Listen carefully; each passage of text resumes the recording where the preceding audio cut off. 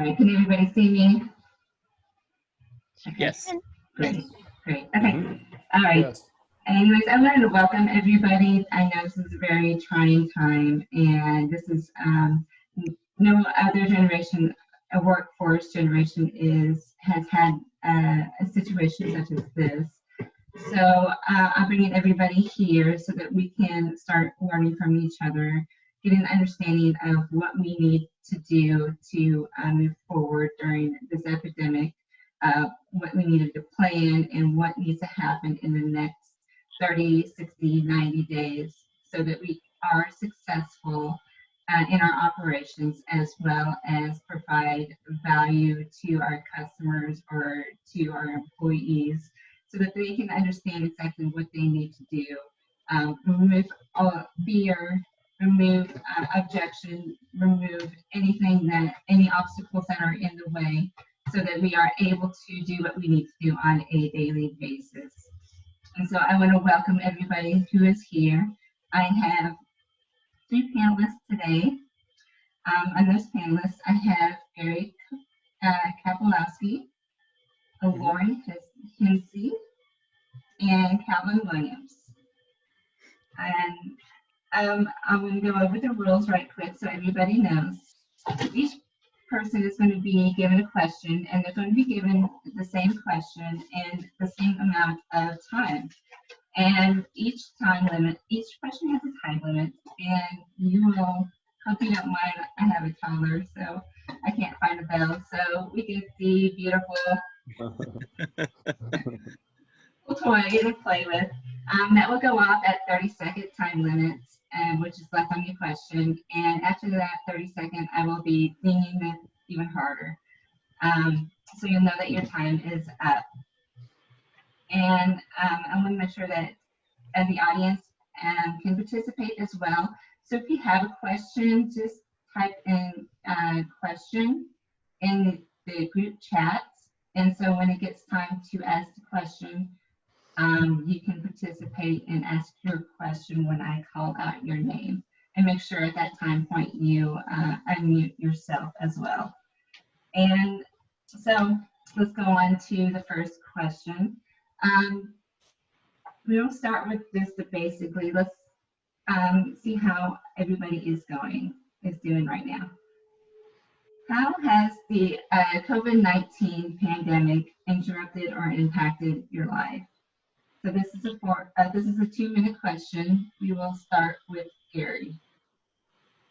Okay. I think like a lot of us, it's kind of showed like it's a stop or a pause, right? That everything that we're kind of doing that was maybe at, on a treadmill very fast now is gone very slow. And all to the point where I'm in Michigan where it's stay at home. So it really caused kind of an abrupt halt. And one of the things that I've been looking at was is like going back to some of the basics, like understand your why, right?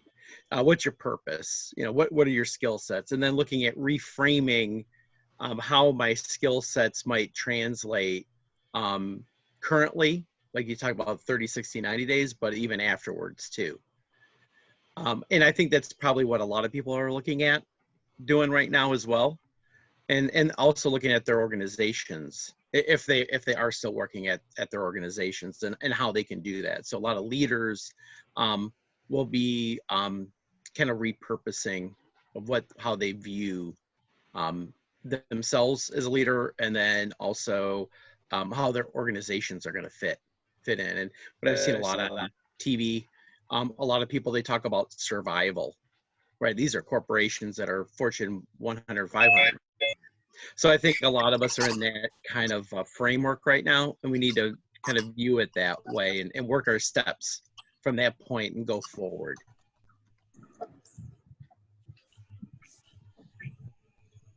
Great. Okay, I yield. Okay, thank you. Great answer, Gary. Okay. Lauren, your turn.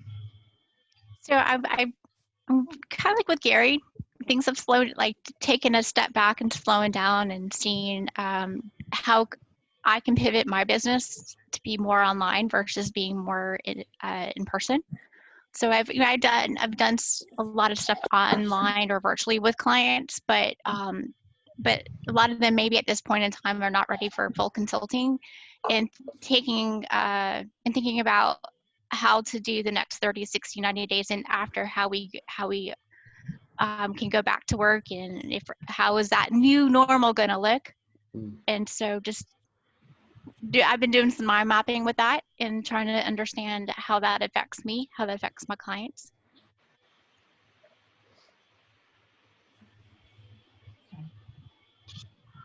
Thank you, Lauren. And Calvin, your turn. Hey, everybody. Valerie, I appreciate you putting this together. This is a very timely and helpful conversation to have, I think. I guess I got to look at both sides of the coin. There's the personal life side and the business life side, and really they've become sort of one thing now. It's very interesting how that has happened. On the personal side, it's been, bittersweet in the sense that just having to be more careful about, maintaining personal health and following the guidelines that have been laid out. But at the same time, it's been interesting to have the kids home and have the whole family working together and getting them more involved in what I do. On the business side, I can say it's also bittersweet because, I run a tech company, so I run a business, I have a team, and we also provide coaching services sort of as a way to, we're a startup company, so we coach and as a way to understand what our clients are experiencing with the product, the software product. So from a software standpoint, the world has gone more digital, which has been good for business, probably not under the terms that are ideal for us, but at the same time, not being able to be with the clients that are using the software face-to-face and understanding their experiences on a day-to-day basis has been a little more challenging as well. So, but I think the big takeaway for us and for everyone else is, this could go one or two ways. One, worst case scenario, the COVID thing kind of spirals out of control, which I'm optimistic won't be the case. Best case scenario, things do go back to a new normal, perhaps 80% of what it used to be. But for sure, in either scenario, the world is probably going to become a little bit more digital, especially in the short term. Great, thank you, Calvin, so much. Okay, let's take a step back here. And Lauren, could you give me an introduction to yourself and your business? Yeah, definitely. I'm Lauren Heisey. I have a business. It's Lauren Heisey Consulting, and I coach and consult on continuous improvement. So basically helping clients become efficient and helping them get from point A to point B. Okay, great. Thank you, Lauren. Appreciate you being involved with this. Thanks for having me. You're welcome. Calvin, would you like to introduce yourself? Yeah, Calvin Williams. I've been a continuous improvement professional for about 20 years with Nestle, Colgate, Mars, Clorox. A good friend of mine, Mario, is actually on the call with us today from Clorox. And as of the last 2 years, really, I've gone pretty much full time on a company called Improver. It's a startup company, and we provide a digital or cloud-based continuous improvement management system that allows for remote coaching as well as inter-company coaching up and down the leadership chain of command. Great. Okay. Thank you, Calvin. We appreciate you being on here. My pleasure. Gary, would you like to introduce yourself?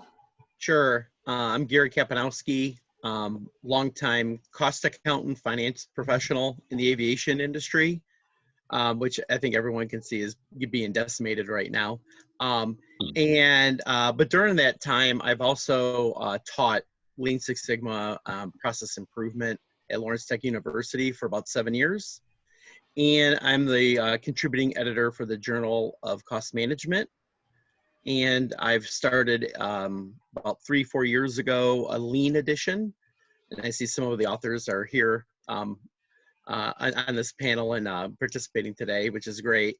And to talk about advancing the profession of continuous improvement in both academic and practitioner value streams, so that practitioners can start using tools in a different way. Yes, yes, absolutely. I think that's very important for all of us, is to get ourselves educated about tools, not even just new tools, but even basic tools, and finding new ways of practicing with those as well. Thank you, Gary. Thank you for being a part of this panel. Thank you. You are welcome. Okay. So our next question is, we'll start with Calvin. Are you doing anything right now as far as work to help with this pandemic? Other than keeping my hands clean and staying out of the way so that the people who know what they're doing can do it. In terms of physical, just making sure that, my family is safe and following the guidelines as they're supposed to. But I think, my role in this is more on the side of helping build the tools and the capabilities to allow other folks to perform their work in a safe way remotely as well. I think somebody's got their microphone on here. So yeah, I think my small role in this is just helping professionals in the continuous improvement space, kind of like yourself, Gary, to develop the skill set, creating demand from leaders in industry to so that during this downtime period, there's a lot of stuff that can be done to help advance the agenda for continuous improvement. So a lot of things we're doing now is running campaigns to stimulate activity in general for continuous improvement, so that when things do start to ramp back up, these companies and institutions can have the sort of the systems of innovation that they'll need to adapt to the new economy, post-COVID economy.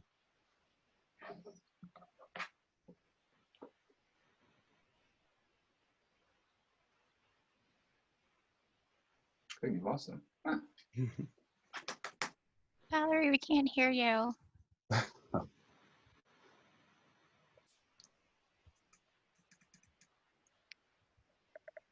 think you're on mute, Valerie. Am I on mute? Okay, there you are. Okay. Yeah, I can hear you now. All right. Okay. All right. Gary, same question. Okay. Well, first of all, like I talked about, I was looking at reframing my skill sets personally to see how they would fit in currently in our new current condition here, and try to project, for a future state where they would fit in. The finance functionality has had some digitization and automation put in place, but it's been sporadic and kind of fragmented. And I believe that, as all of us probably do, that there's going to be a little bit of a push towards this role or this way of doing business. So I want to make sure that my skill sets are as up to date as possible. There's a lot of free webinars and things in that nature in the finance world that you can do that even without having the systems. So I think that that's encouraging. The other thing I've been doing is trying to connect. Early on, when I started working with the journal, I used LinkedIn to try to connect with a lot of people, especially a lot of you that are here today, about being an author. And that type of social interaction, I saw allowed me to grow because I'm seeing new things. And during this time, I've connected with some other professionals. It started out just as an idea, just like a think tank thought process. And as we talked, we formed a group called mplusgroup.com. And it's really a way of like learning and coaching platform for CI professionals and leaders to start thinking about mindset and more. So that's where the M plus comes from. But it all kind of states back. I don't know if anyone's seen the mindset book by Carol Dweck, and it's a real great book for especially today, but for a lot of CI professionals to start thinking about an open mindset, to be open for change and how to react to it. It will allow you to think outside the box, so that you can handle disruption and use your fundamentals to move forward. So I highly recommend that. Great. Definitely. I think we all need to have that mindset on what to do right now, especially during this time. And right now we're going to be opening it up to questions. And I have a question from Sayed, the question is for Gary. Okay.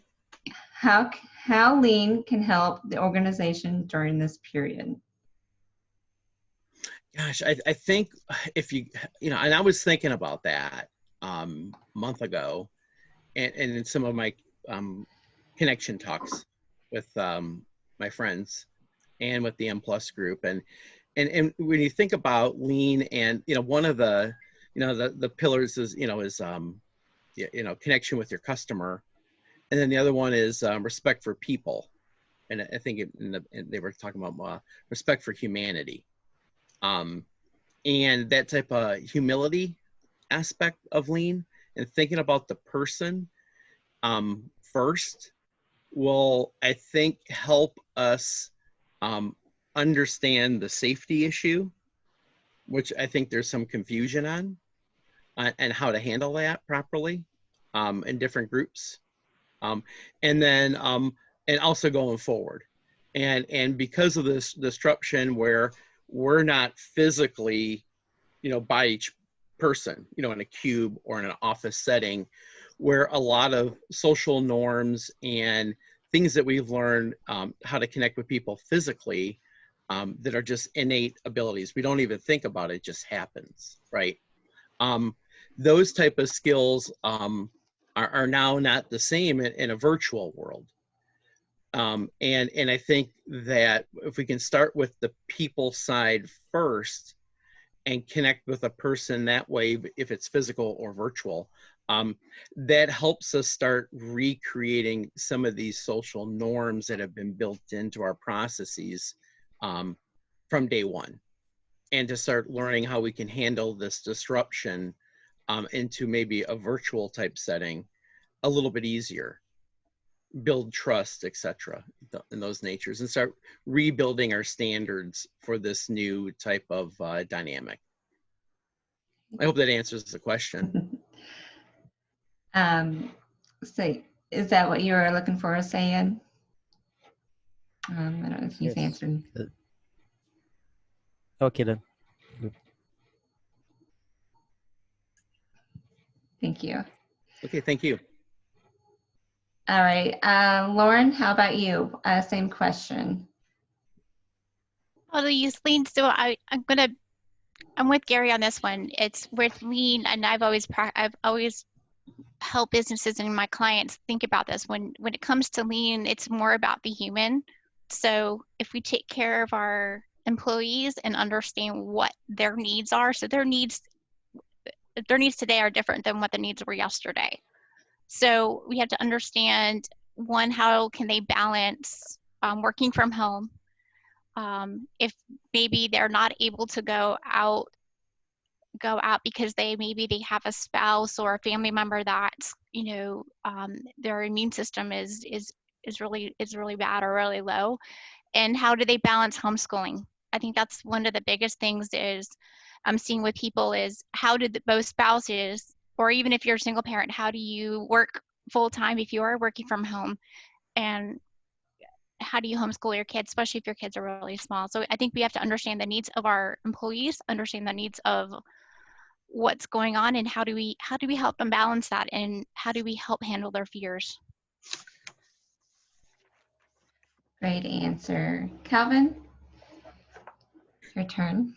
Yes. I think you know, in this time, if you've ever needed a good excuse to go digital, you now have a damn good one, right? For every profession, no matter what you do, sales, marketing, finance, you know, quality, there's a digital landscape out there. There's a sort of a tech landscape out there that, you know, if you're not, you know, and a lot of us are non-essential, you know, in fact, us as coaches as well, we would be probably considered non-essential, um, meaning we're not going to be standing next to a production line or standing next to a nurse to observe their processes. There's still a ton of work in our space that can be done. And part of that is doing research or, you know, getting caught up on training and developing training material for others. There's, you know, learning the best practices in the industry. There's finding suppliers for different things that the company needs. So there's a whole host of things that are, you know, you could classify as non-essential work that could be done remotely that could bring a ton of value for when things do start to speed up. And like I said, you know, the post-COVID economy, you know, you can kind of break it up into three phases of pre-COVID, then there's post-COVID pre-vaccine, and then there's post-COVID post-vaccine. The post-COVID economy, you know, even pre-vaccine, which we're looking for probably another year or so, is going to be very different from the world we left behind. So that's, you know, companies and institutions are going to have to innovate a lot. And to me, that's a prime playground for continuous improvement, is to look for those useful innovations and stimulate the speed of innovation so that tomorrow's customers, tomorrow's market can get what they need. As we've seen with, you know, car companies making ventilators and, you know, clothing, fabric companies making masks, how quickly they, you know, some of those companies have been able to turn around and meet that demand. I think we're going to see a lot of that probably on a smaller scale for the next year. And, you know, and with that comes the opportunities for satisfying some unmet needs in the market. So I definitely see CI having the capacity to take the lead on making sure we're ready for those opportunities. Great, great. And Calvin, you do know have quite a bit of experience with lean and technology using lean. So I can see that you are definitely looking forward to the next year to 2 years. Definitely with that. Okay. Absolutely. Yeah. So next question. I'm going to start with Lauren. Now, we've got several of the situations that are happening with what's happening. We either have employees that are working 12, 14-hour days, whether it be in healthcare or in the food industry or anything like that. And then we have employees that are working from home, probably your regular 8 to 5. It doesn't seem like there's a whole lot of people like that. And then you have people who don't have work at all. And what's going to happen? How are you going to motivate those employees that are currently working to those employees that will be coming online in the next 90 days? How are you expected to motivate them and get them ready and established for work, not just mentally, but also physically? Yes, that's a good question. So I've worked from home, and I've worked from home now in different forms for the last 15 years. And so how do you stay motivated? How do you motivate your employees to work? I think a lot of it comes down to that human connection. So even though we're remote and we may not have that physical, we're not together physically all the time, especially right now with the social distancing, I think it's upon the leaders to really reach out to their employees and really try to understand what they need to do right now because I think work and personal life is going to be very blended for a while. And I think we have to be kind to our employees. But how do you stay connected to them and how do you motivate them? I think I've seen some people say, let's use stand-ups, everyday stand-ups, or even maybe the way I've seen it done in the past and the way I've done it in the past is having those daily check-ins if we need to, even if it's only for 5 minutes, and then having weekly check-ins or bi-weekly check-ins with your team, and just understanding how they're feeling. Have those little coffee hours, right? We don't have water coolers to go to right now, so maybe you set up a virtual water cooler area so people can talk and just chat and just be social. But also the leaders, if someone's feeling lonely, or if they're feeling, or they don't know how to do something, or they're feeling overwhelmed, just having those conversations. And if the employees need need some extra time off, give them that extra time off without penalizing them. So it just some of the few ways to motivate them, and then just let them know that maybe their safety is first versus business revenue, right? So you're going to have to balance that and understand what's going on within each individual life. Okay, great. Definitely have to agree that keeping communication with your employees right now is vital to making sure that they are okay and they are doing well. Okay, Calvin, your turn. You know, I like where Lauren was going with that, with the virtual water coolers. I mean, the benefit of having that person-to-person engagement is the serendipity, right? The unexpected things that happen that actually end up turning into something positive for the business and for the people. So yeah, it is a different environment. Like I said, for my team, we've always worked remotely. We're a small team, just 4 of us. And so it hasn't been a big change for us. I mean, it really hasn't been a break for us. Even I think we've gotten busier because of this. But the folks we work with, like sometimes we work with contract other coaches to help serve some of the users of improvers that's sort of out of our service region and things like that. You know, for them, a lot of them are small business owners. A lot of them are anxious to get back to work. So I don't know if motivation will be an issue for them. I think the motivation from a continuous improvement standpoint is more on the client side. It's more on the side of industry leaders who have, let's say, slowed down on their continuous improvement activity as a result of this shutdown, right? There's a lot of CI work that tends to be the first to go when there's an excuse to let it go, right? People aren't just waking up in the morning looking forward to those gimbal walks a lot of the time, and those RCAs and steering committee meetings. Sometimes those are the first things to fall off the table, first balls to get dropped in situations like this.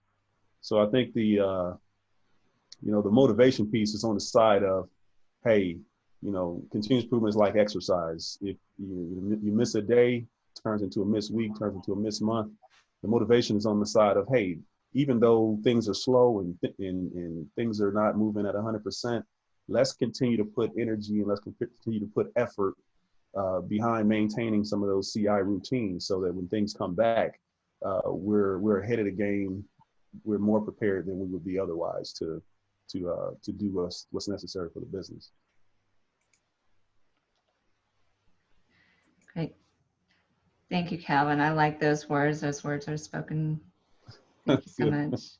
All right, Gary, your turn. I'm gonna just piggyback on what both panelists were talking about.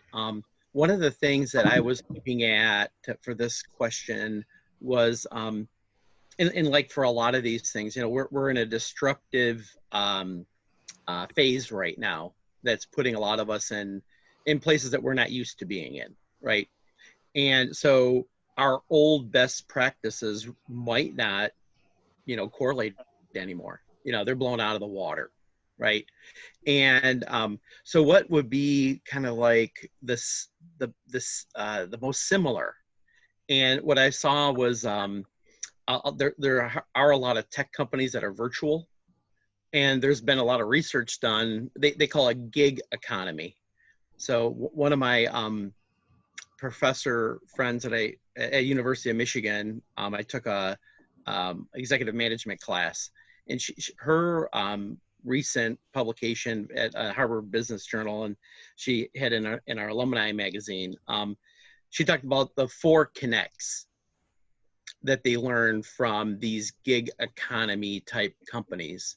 And it basically was people, place, routine, purpose. Those 4 areas. And on the people side was routine contact. And that's been talked about by the panel. And you can do this like we're doing right now, Zoom, right? Or Slack is another way of like a Post-it board where all that information could be there, a lessons learned, you know, in a different format than what, you know, might be maybe more open-ended. So that's on the people side. On the place side, what they found was that a lot of the people working virtually in these amoeba type organizations was that they had a standard physical place to do their work. And that was all, and that was like became their routine. You know, they always went to that one place, and that was their workplace. It wasn't everywhere part of the house and outside, and you know, it just changed every day. They kept it standardized, and I think a lot of CI professionals would kind of be familiar with that would kind of ring home. They develop routines, some type of structure for your work schedule. And what they were talking about was, as a person came from a physical to a virtual, they had to start creating new routines. And one way to help you do that is to track it. And one of the first books I give, when I especially with the journal, and I'm talking to CI professionals, they want to learn more after mindset, I go right, I you know, if you can see it, but Daniel Pink's book, When, I know it's upside down, but he does a real nice job of helping you on a personal level, help you track things. Real simple ways of doing it, and a lot of examples. And there's a lot in that book. There's a lot of great real life examples and how you could see how you can go ahead and do that in your own personal life. A lot of good examples there. Then lastly, on purpose is like what's your deeper calling? What motivates your work? You know, and so it's like, you know, the why behind the what.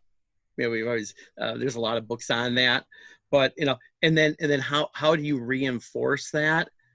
Is, you know, just like anything else that Shingo talked about, and we have defects 100% inspect, right? So that means daily, hourly, minute by minute, however you need to go ahead and start tracking it. And then as things start stabilizing, right, you can loosen it up. Then you can go weekly. And I think at the beginning for a lot of us, it'd be like a nice daily check-in. And you can, you know, create an Excel spreadsheet to do that, or you can do that with a check-in with a colleague or a coworker, depending on your work situation. That you can do kind of like a new way of looking at improvement kata, coaching kata. Just do it with a coworker, and that's your check-in every day. And see, you know, how can I do better? What have I learned? You know, what's my next experiment? And then over time, step by step, you're going to start, you know, building that confidence and getting better at it. And so that I think for a lot of us that are continuous improvement professionals, these are a lot of the same songs we've heard before, but now we just have to adjust into our new environment. So I gave you a few good examples of how you can go ahead and implement those. And if you're looking for any of this type of research, just talk to Valerie or me, connect with me on LinkedIn, and I can send you the hyperlinks for that. Okay, great. Thank you, Gary.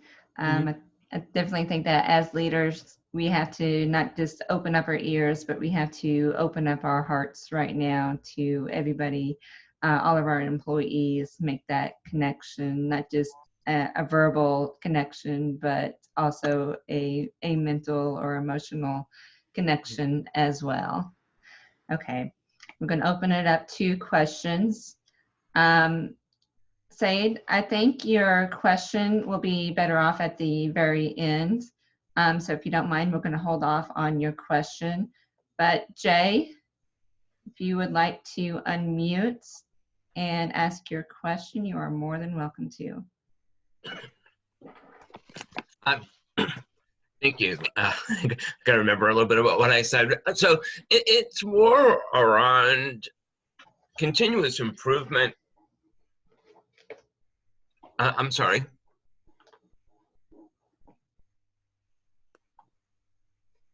Okay, so what my question was, there's been a lot of talk about continuous improvement and about efficiency, and I think that clearly has a place. But when you think about going into the future, it's also, I think, about building in resilience and about discontinuous improvement, because a lot of what we talk about as best practice may or may not be relevant going forward, may or may not be relevant to the particular company that we're working with. So I think looking at the context becomes more important. So I'm curious, as to what the rest of you think about that, and how you're potentially building that into your practices and to how you talk with clients.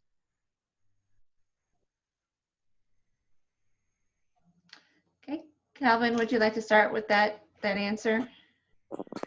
Yeah. So Jay, I'm going to respond from the context of a continuous improvement coach. So I think that's where you're sort of leading to on the question. So in the case of COVID-19, right, in the framework of the current circumstance, the resilience is around, how can you maintain or sustain your practice even though you can't be face-to-face with clients, you can't be at events. A lot of the physical places where coaching work in the business of running a coaching business takes place.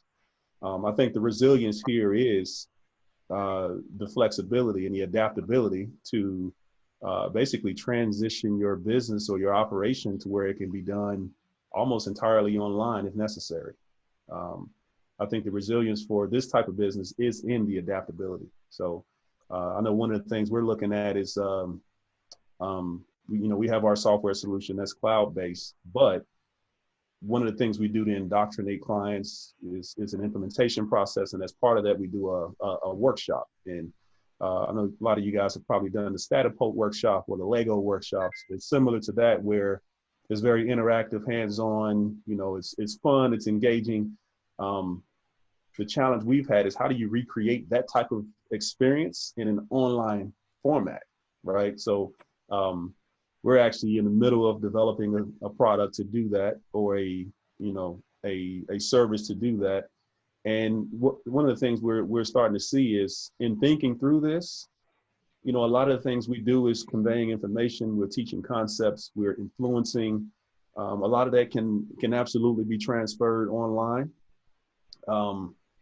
And the other thing is the cost of delivery also goes down for the client. So you could actually deliver a really powerful service entirely online if you apply those design skills to create the experience. And tools like Zoom and some of these conferencing tools are perfect for this, combined with other things that could help add those elements of what you experience in a live environment. But yeah, I think the resilience and the sort of the best practices come into not necessarily cutting and pasting a working format, but looking at the problems that exist in front of you and saying, all right, let's put our heads together, maybe work with the right people and figure out a solution to the things that stand before you, and then be willing to experiment, right? Because you never know the truth of a thing until after you've experimented with an effective experiment to see what the actual results are going to be. Hope that answers your question, Jay. I think he had a little more he wanted clarification with. Okay. Jay?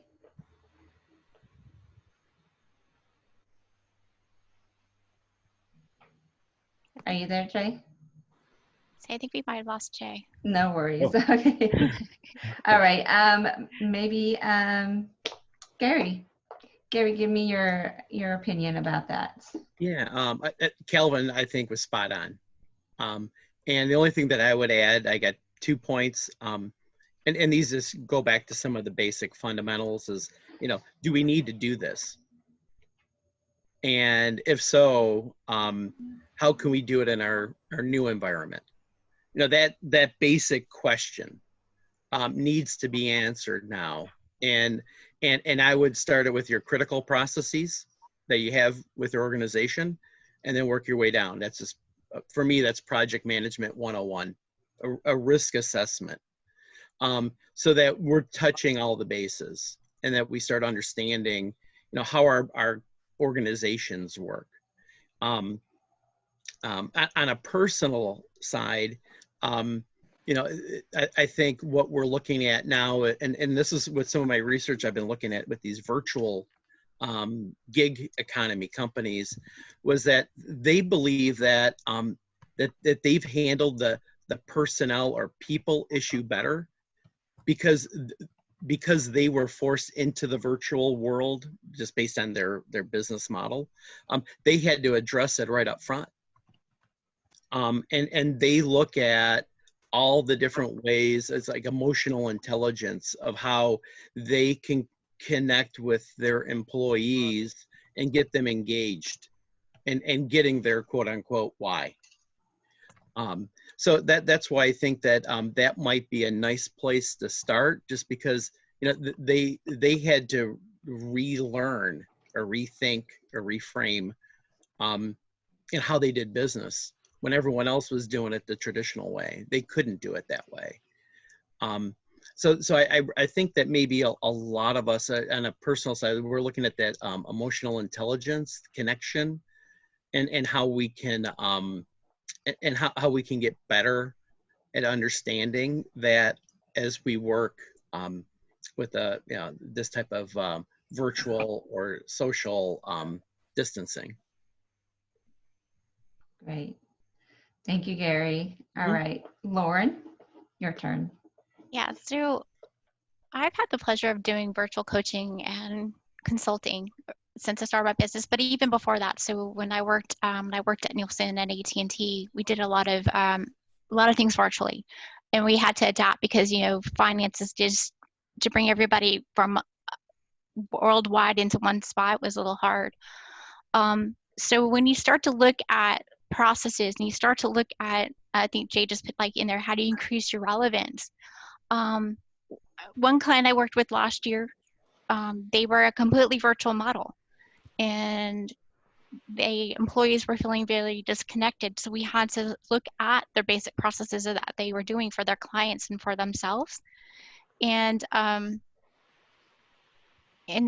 kind of just what they thought was their best practices, we had to redo those. So doing those virtual Gemba walks and understanding what was the best way for them to address their clients' immediate needs and their employees' immediate needs, to where we developed a 60, 90-day plan. And then we also developed a year plan of what their future states were going to look like, because they knew their client base was going to be changing.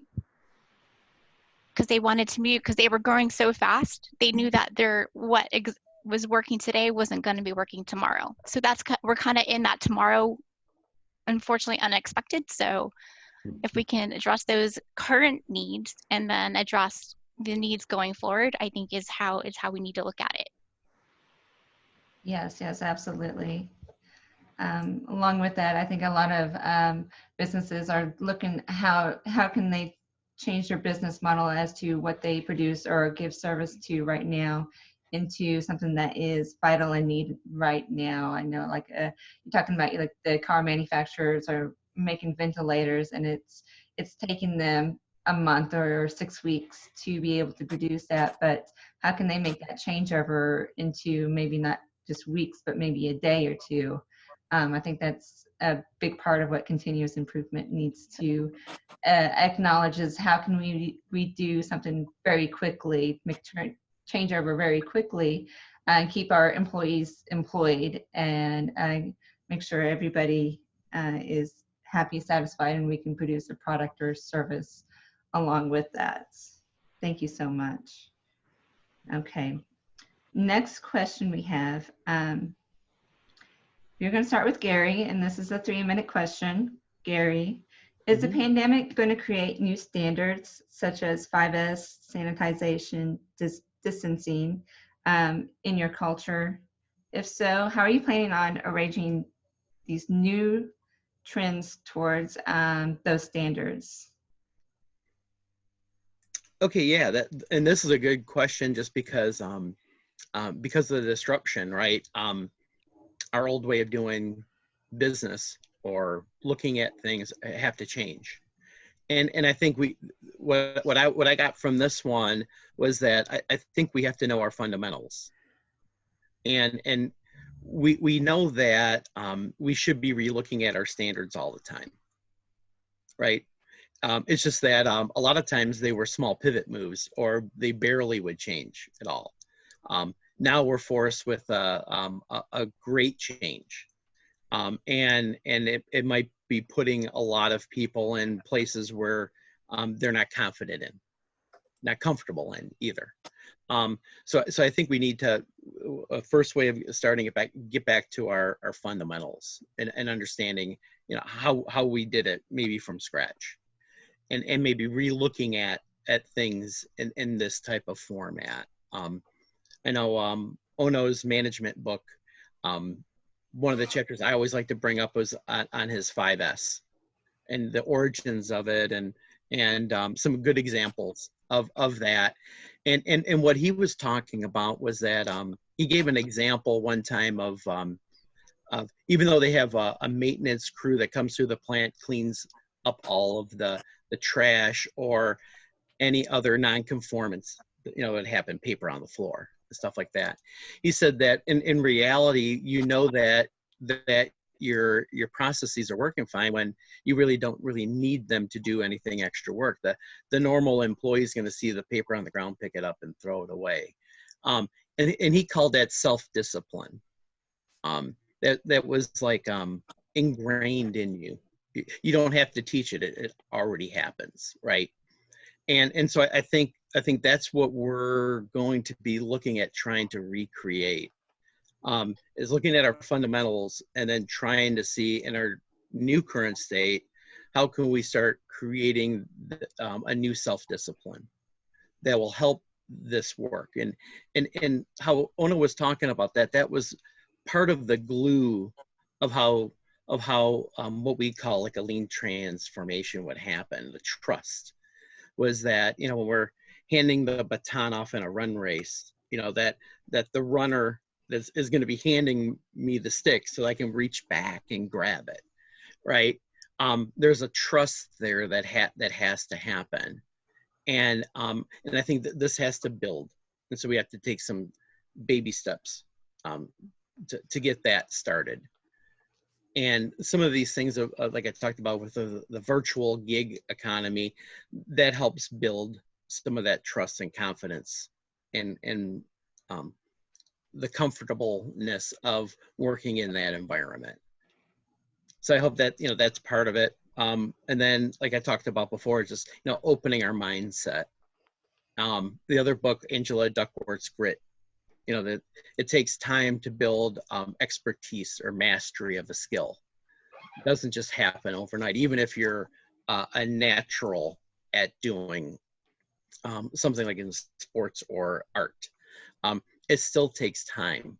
So I think that as anybody that's involved in this disruption, we have to start understanding that you know, some things are not just going to happen like a flick of a switch. It's going to take a little bit of time, and maybe we can use this as a way of help tracking us to see that we're taking those necessary training or step-by-step lean approach processes to help us get to our final destination or our journeys to where we want to go to. Great, thank you, Gary. It's like the word everybody I keep hearing from everybody is the new norm. I don't think it's exactly spelled out yet for everybody, but everybody has a new norm. All right, Lauren, same question. Yeah, so yeah, this is definitely going to create new standards, and it's going to create shifts on how we do work going forward. And and how do we first one, look at safety, and I know Gary said with the 5S, and how do we instill that continuous improvement mindset? Is it still relevant? And I always tell my clients it is still relevant, because we always have to be adjusting with the times. You need to be very agile. You need to be able to pivot, because you know what, market conditions are always changing. And I think this is just this pandemic is showing us that we really do need to have some type of policies in place and standards, so when we do pivot, we can pivot fast, so we don't have to wait. For example, if you're a small business owner and you had a brick and mortar store, how can you move your business online, or how do you satisfy the needs of your customers or your clients going forward, especially with the social distancing? Because there's so many questions out there. But I think if we keep that open mindset, like what Gary was talking about, we keep that open mindset and we keep that positivity and continuous improvement, we can develop those new standards. And it's not something we go and do alone. We have to do it with the coaches, or with our consultants, or our CIA professionals in-house. And then that a lot of training does go with that. So my client other clients I had last year, we were able to do all of our training online. So there's ways to do things online. And so I think if we get out of that mentality, we all have to be in the office to do something, how do we work with this new norm and keep everyone's safety at top of mind? Yes, very important to keep everybody's safety along with everything that is happening right now. Okay. Calvin, same question. Short answer regarding standards across the board, 5S and other management tools. Yes, absolutely. And the reality is the conditions that under which we work have changed, and things are probably going to be weird for a long time. Jay said that there won't be a new normal, just a series of new normals. I think that's true, certainly in the short run, where we don't have a vaccine for COVID, and I think they're expecting 9 months to a year for that. So just imagine going to Walmart to shop for clothes. I don't know how many of you shop at Walmart for clothes, but that won't be the same for a long time, right? Amazon.com is hiring like crazy, right? And it's because for the things we need today, we almost have to shop online, except going to the grocery store. And I don't know if that's going to change prior to us, having a vaccine for COVID, right? I think that's sort of the new reality for a while. And I don't know how many retail businesses that sell, regular items other than food can just hang around that long until there's a vaccine and things can go back to what we have understood to be normal. So just with that type of change, right? Imagine if you're a Kohl's, right? Department store, their business has been turned upside down with this, and they're probably scrambling to find out how they're going to survive. This isn't even a small business. This is a large organization. Small businesses is this to the order of 10, right? So what essentially they're doing is trying to figure out, all right, how can we sell instead of brick and mortar? To Lauren's point, how can we sell everything we sell online? And how can we build a business around being able to sell everything virtually and maybe through Amazon.com, right? My former employer, Clorox, they were thinking about, how to transition to more of to be more Amazon friendly. I imagine this scenario has really forced them to go into hyperspeed on getting online, getting their product offering online. So putting their products on the digital shelf, as opposed to having all of their supply chain focus be on physical shelves. And this is happening across just about every industry now. So, even in the food industry, I just saw an article, Smithfield Foods has a plant in South Dakota that had to shut down indefinitely because 300 of their employees were tested positive for COVID-19. 300. And if the death rate is what some of the experts say it is, a good handful of those folks won't make it. I mean, that's a nightmare scenario for any manager or any family, really, to be living through that, right? So yeah, that's, what I see companies doing now that are essential manufacturers, for example. What I see them doing now is trying to limit group sizes, right? They've staggered shifts, got folks coming in at different times, so you don't have more than 4 or 5 people in the locker room at a time. They've staggered lunches and breaks. All support personnel have been asked to work from home as much as possible. Don't come in at all if you can avoid it.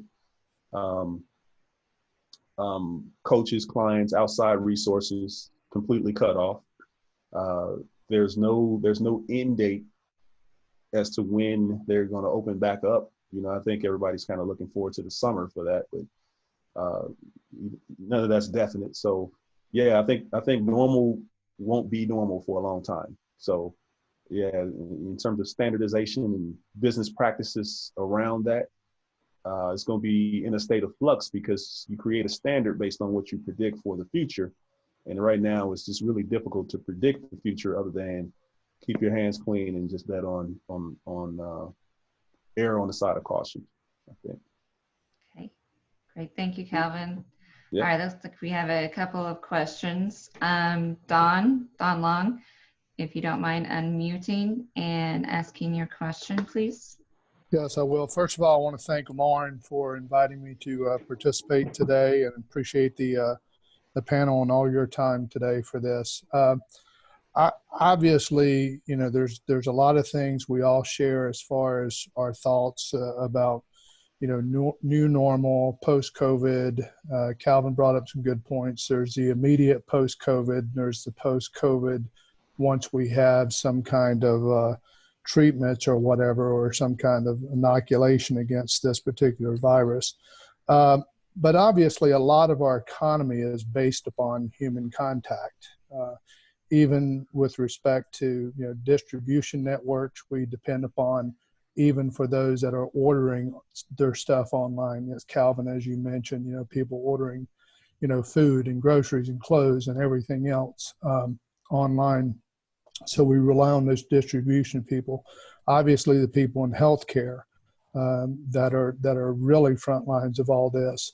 But look at our restaurants. Our restaurants are trying to do deliveries, yet even with those deliveries that restaurants are doing, we look how much food and milk and everything else. Yesterday, I was reading a story about how millions of eggs are being destroyed because, the restaurants aren't ordering these things. And so there's the big part of our economy is based upon human contact, human connectivity, right?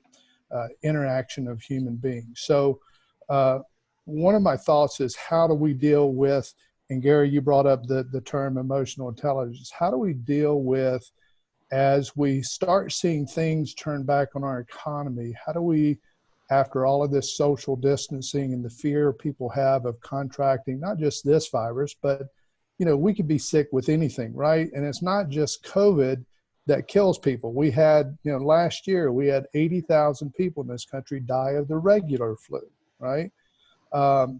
So how do we take and start really developing that trust in our interactions, in our business dealings, as we get our employees working closer together? Because again, I think we realize, this 6-foot range that we're trying to practice right now is not going to be practical moving forward, especially when you get with things like eating in restaurants and having your servers and all this other kind of stuff. So what do we do, and what do we think that we do to help coach and work with our clients and work with our folks moving forward as we try to establish whatever that new normal is in a post-COVID world? Lauren, let's start with you. Yeah, that's a I mean, it really depends. I want to say it really depends on the industry. So when you talk about restaurants, I mean, what do you do as a restaurant? So I know a lot of restaurants have shifted to offering delivery and making sure that they sanitize and make sure everything's up to code. But when we start to open those restaurants back up, and then even opening up the smaller businesses back up, how do we handle that? And I'm going to say for a while, it's even though if once things start to open back up, people are still going to be scared. And how do you create that trust? Is maybe we don't pack in so many people in the restaurant and keep that and keep the to-goes orders going. And then as far as in an office space or manufacturing space, that's going to just be, I think the same things are going to happen. I still think they're going to have to do a lot of that staggering. And this is going to create those new standards and how we really do work. And maybe instead of being so fast paced all the time, maybe the businesses take a step back and, understand that maybe the fast pace isn't really what we need, and understanding that emotional intelligence of our employees, because they're going to be concerned about their safety. The new, how does that look? Then that's where continuous improvement comes in. I think if we take incremental steps to help our clients, get through this really transition of hardship and then becoming successful, that's the biggest thing. Because I think as a CI professional and a CI leader, we need to work with our clients to develop those steps and develop how do we go from today to tomorrow. And unfortunately, it's hard to have concrete answers. I think we're just going to have, and that's where continuous improvement really comes into play, because it helps us become a little bit agile and to pivot as things change. Because we don't know what that new normal is going to look like, unfortunately. We can only guess. Absolutely. Thank you, Lauren. Calvin? I think I went on it already. Did I?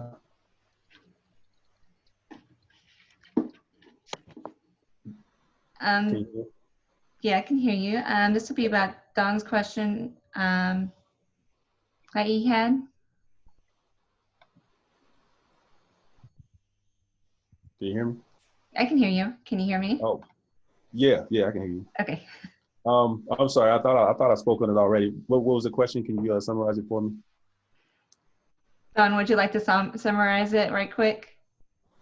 Yeah, just basically, Calvin, talking about once we start turning our economy back on, because again, our economy is based upon a lot of human contact with restaurants, manufacturing, and the like. Yeah. So how do we establish that rebuilding of the trust over the fear created from the social distancing and fear over getting not just this virus, but just getting sick in general, and the trust people are going to have and being in close proximity in restaurants and manufacturing and all this other stuff moving forward?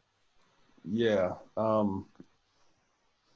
that's a tough one, right? Because if people are still seeing the body counts go up, then it's going to be tough to say it's okay to come eat at my restaurant and with 150 other people around you, right? I think that the easy answer is to say, when there's a vaccine and most people are inoculated, then we can go back to the way things were. I think that's the easy answer. But the economy is going to open up before there's a vaccine, right?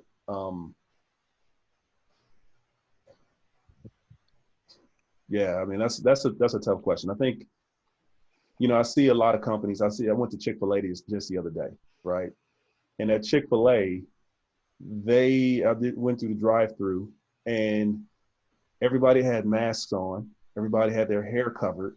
Everybody had like a mock on, and they prepared the food and they handed it to people in a bucket, so they didn't even touch the bags, right? And I just thought to myself, man, is this it? Is this the way you manage in a environment where people are afraid of getting sick?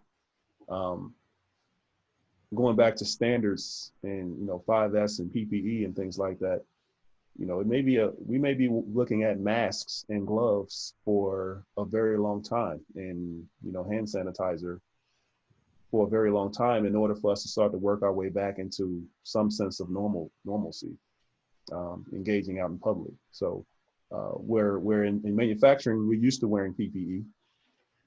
I think maybe we'll see PPE being part of, normal attire for general purposes for a long time. So I think that'll help build some trust that there's some science behind it.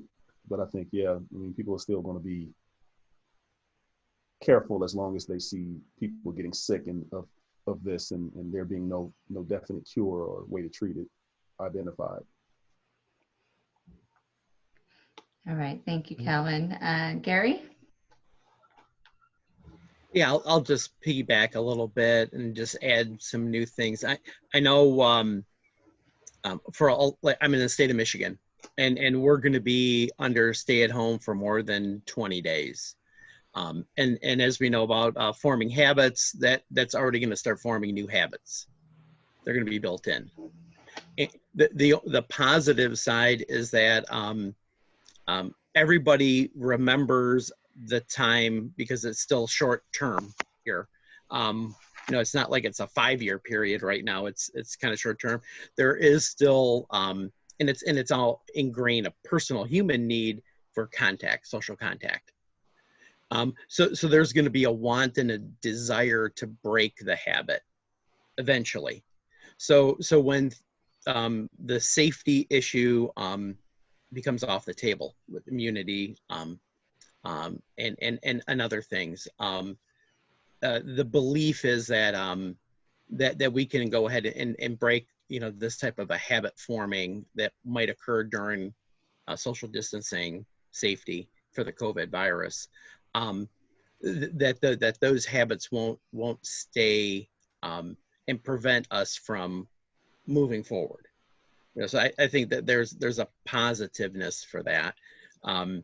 The risk though is that if we jump the gun, right, we go too fast, and then get back into a relapse formation. So I think we can start remembering some of our early training about habit forming, especially in CI professionals, and see how we can break those. But I think the other side, just to comment on, is look at the habits that are forming. We're all trained, gimbal walks, right, and just observe. Any business professional is looking for opportunity. Look what's happening and observe it and see what's forming and see where the gaps are. And Don, I know you talked a few about, Don, you talked a few about, some of the symptoms that are happening because of supply chain issues or other disruption activities happening.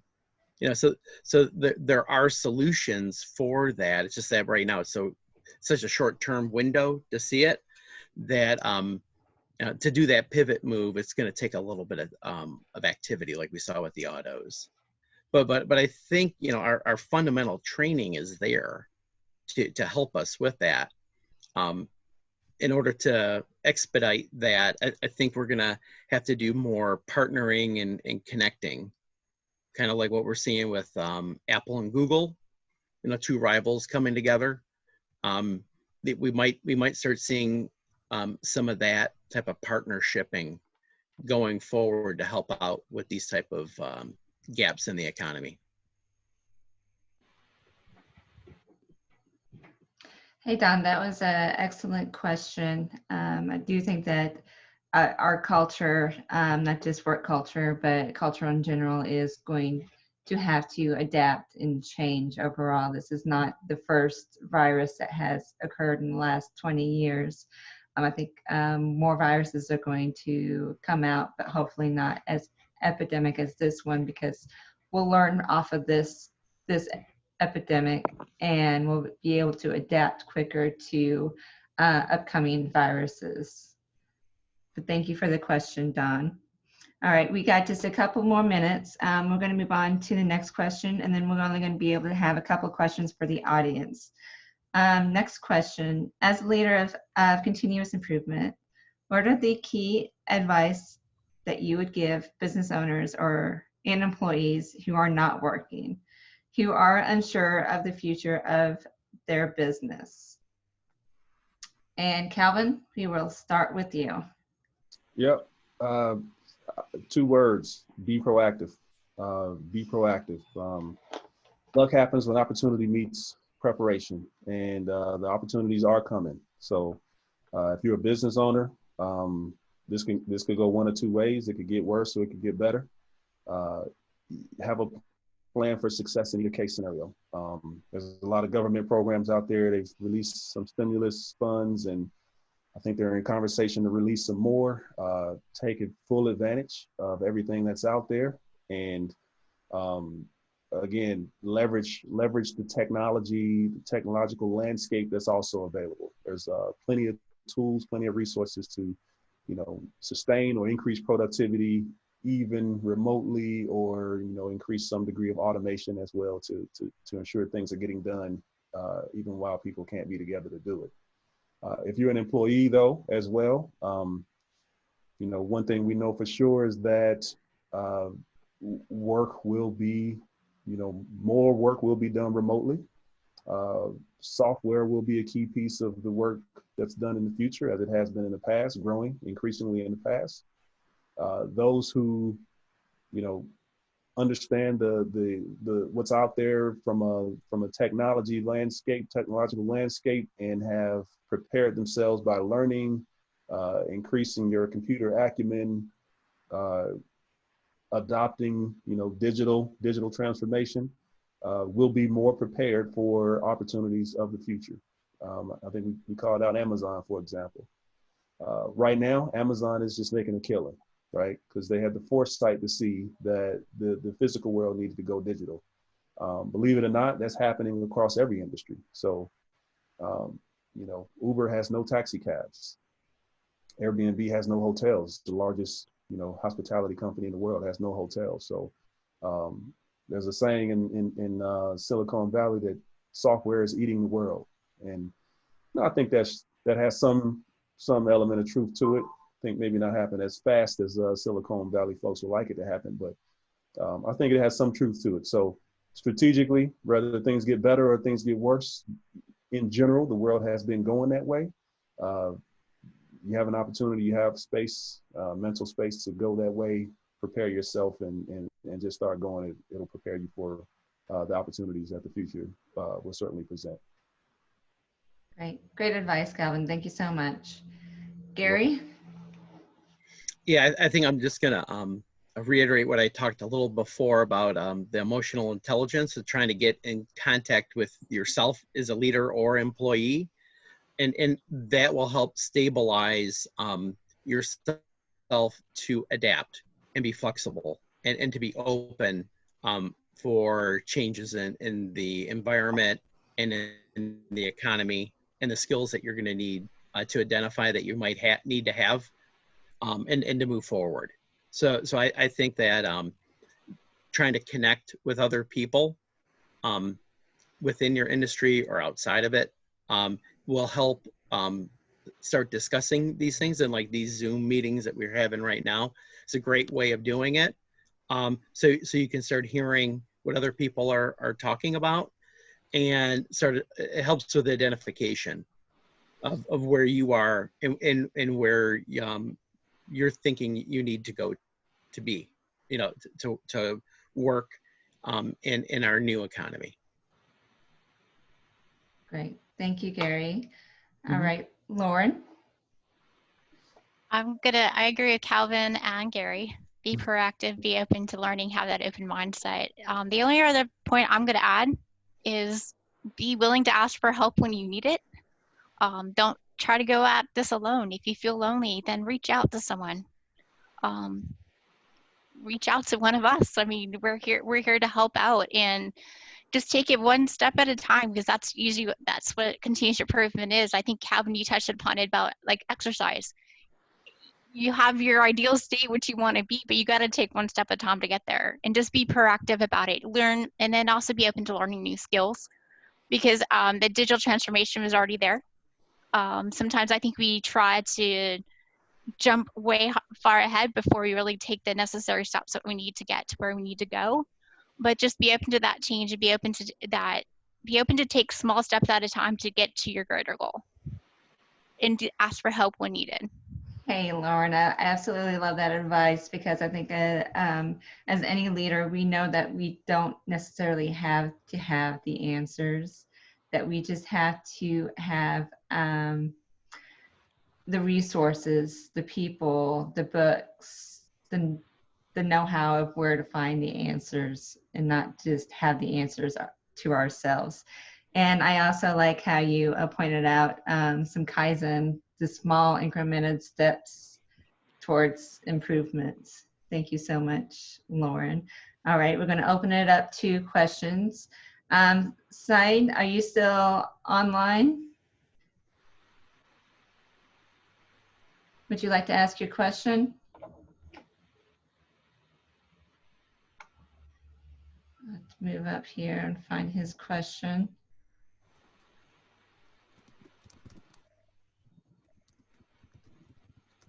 All right.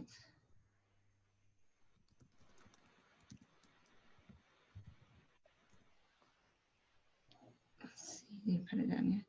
All right, I don't see it right away.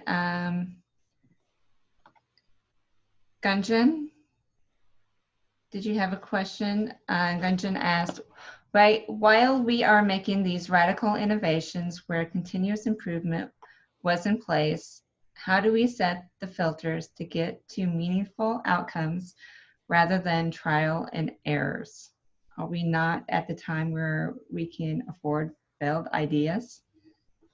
Okay, we'll open this up to Gary. Yeah, that's a good question. I think going back to what some of the fundamentals we're talking about, but like improvement kata, coaching kata, right? You know, what do you expect to get? Did you achieve it? What have you learned from it, right? Some of the basic questions. When we're in a more disruptive space than a more controlled environment, you know, obviously, you know, your hit ratio is going to be a lot less. And but it's the experimentation and tracking to get better at it and understanding how you're operating in that new current, you know, condition that'll help you. You know, we're not in ideal testing environment, you know, where all the variables are constant, right? There's a lot of variables that we never had to deal with before now. So it's going to take, you know, some time to start understanding those variables and to go ahead and to put in, you know, our improvement. But I think if we start tracking it and use some of the basic fundamentals like improvement kata, but you know, these are like our 101 business sense, you know, to try to understand, track, monitor, get better. What we're going to start understanding these variables that we didn't have to deal with before, and then the performance will come. It's just like any other aspect of understanding and learning. You know, there's a learning curve that's going to have to be understood and before you can get to improvement. And it might take a little longer, but as long as we keep progressing towards it, we're going to start seeing improvement with it. And we're already seeing it, you know, already in our current state right now with a lot of different industries. So I think that will be our fundamental approach of how we're going to look at this. And we can't expect that we're going to have 100% hit rate. And I bet if a lot of us look back at a lot of our process improvements in the past, that we you know, what was your productivity hit rate of putting it in first time through, right? It probably isn't as good as we probably think it was. Yeah, absolutely. Thank you, Gary. And we'll go with Lauren.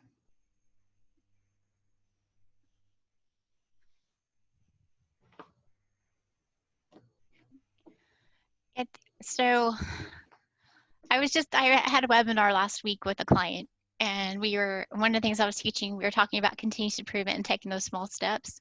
Unfortunately, sometimes you have, the way my viewpoint is, failure is not always a bad thing. I think we can learn from that. So when we look at continuous improvement, we're not doing those steps straight through. Sometimes you have to take those incremental steps, and then, you know, at different stages of your improvement, or, you know, what, going toward our goal, do we have to readdress what's going on and maybe adjust what our goal is and how we get there.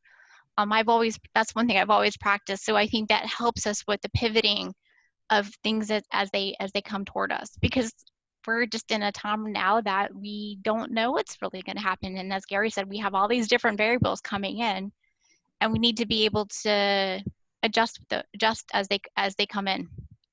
And use failure, instead of looking at failure as a negative, maybe we look at it as a positive and as a learning curve that we need to have. Yes, absolutely. Definitely agree with that. Thank you, Lauren. Calvin?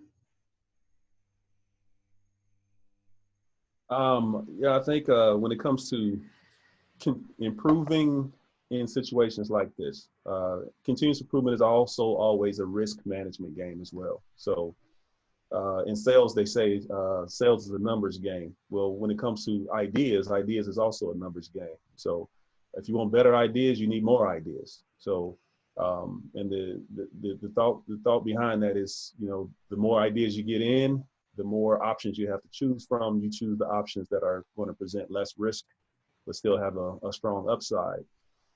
In situations like this, I don't know if you guys do, you know, risk assessments and FMEAs and things like that, but sometimes what I do is, you know, we'll say, hey, there's the idea we're evaluating. We're going to evaluate it against safety, quality, cost, production, you know, logistics, you know, whatever else might be impacted by the change.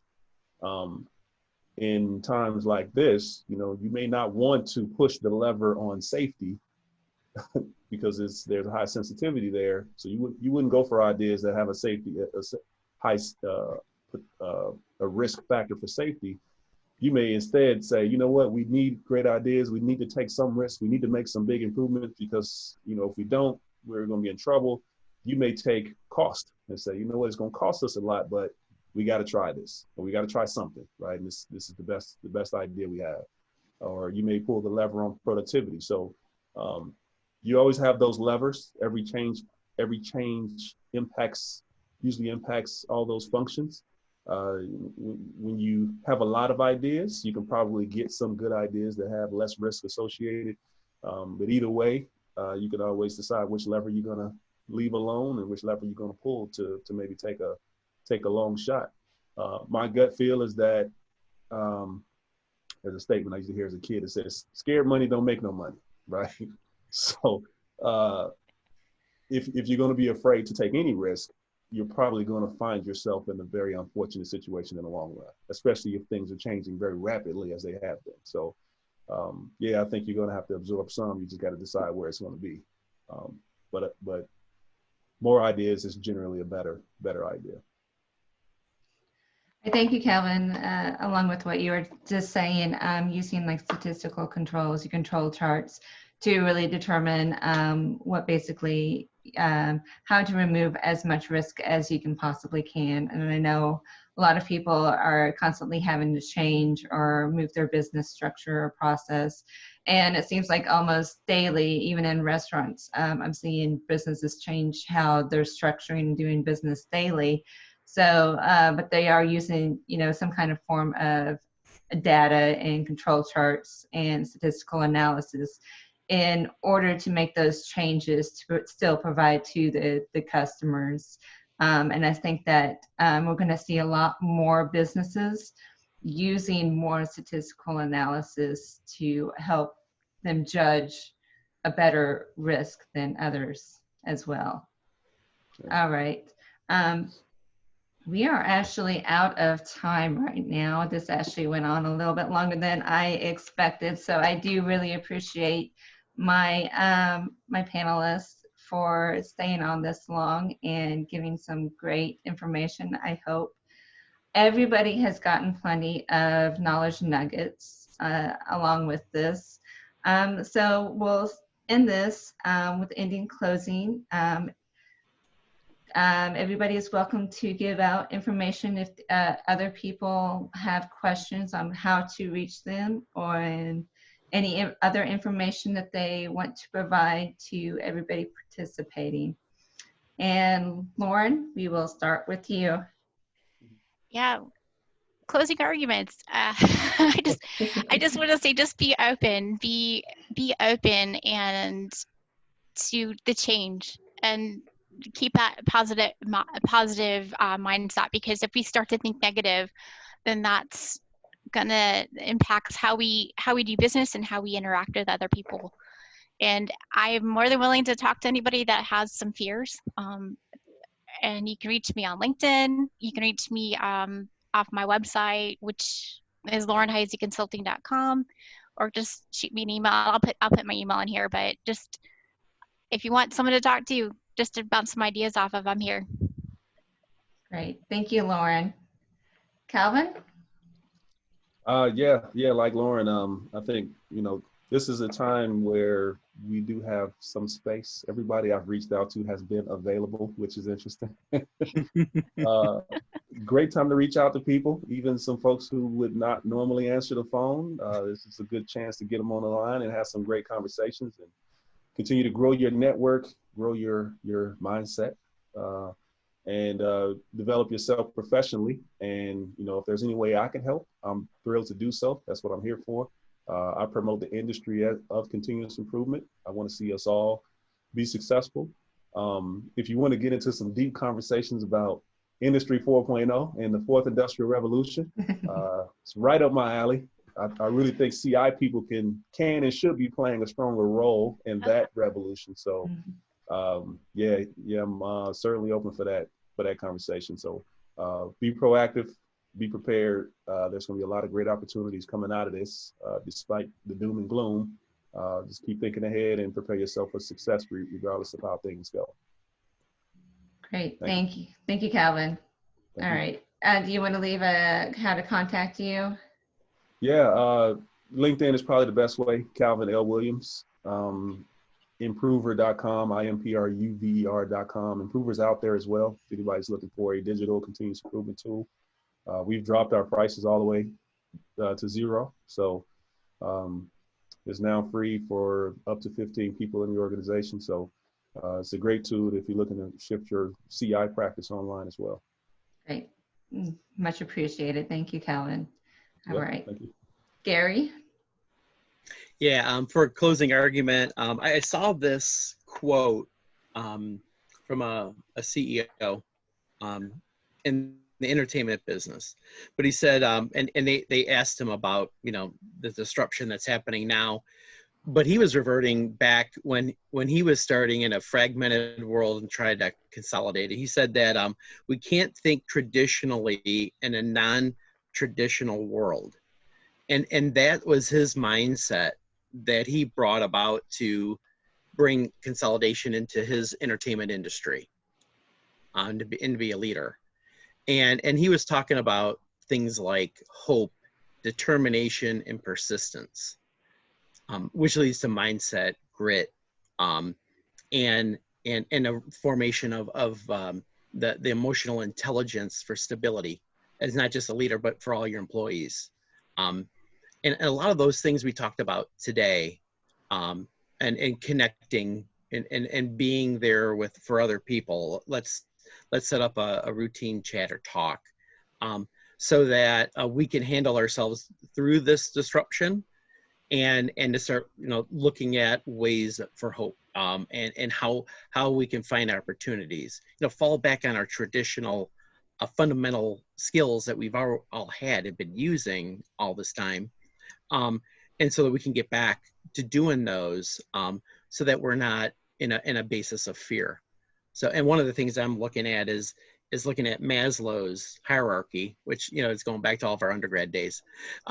But thinking about like a new way of viewing it. And it's not a pyramid, it's more like a pie structure. And if you lose one of the pieces of the pie is not there, right?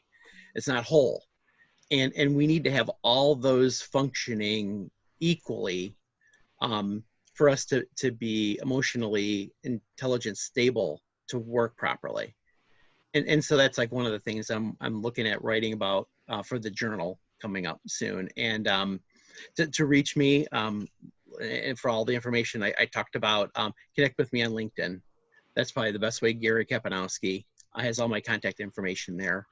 Also, our group that we just formed, the mplus.group.com.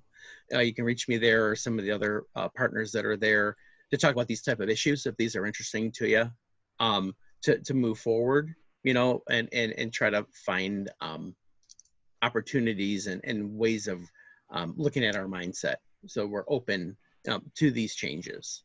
So I hope everyone takes advantage of this time that we have. It's almost like a reset button, you know, that just got hit. And you know, how can we use that time right now, you know, to go ahead and to make personally ourselves better, families better, and then add value for our organizations and the economy overall.